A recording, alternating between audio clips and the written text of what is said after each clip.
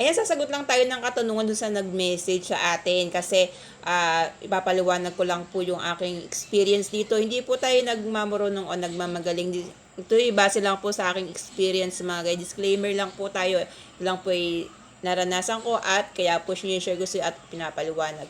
May nag-message nga po sa atin kaya daw namumula yung ating mga dashboard. Isa sa dahilan daw yung ating mga ginagawang fake engagement.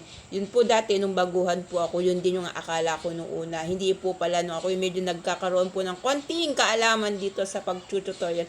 Medyo po nalalaman ko na po kung konting kaalaman kung bakit minsan nagiging red ang ating dashboard. Isa nga po sa dahilan niyan, yung ating performance ng ating mga upload ay bumababa. Ito po isa sample ko po sa inyo. Nakita niyo po ba? Ito po isa ating recurring achievement. Dito niyo po makikita.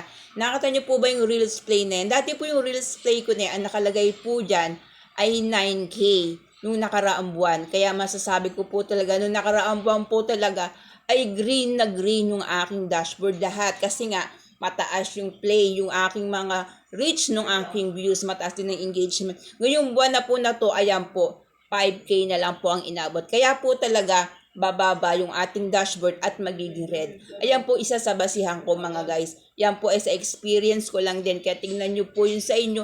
Hindi po yan sa ating fake engagement. Kaya nagiging red ang ating dashboard.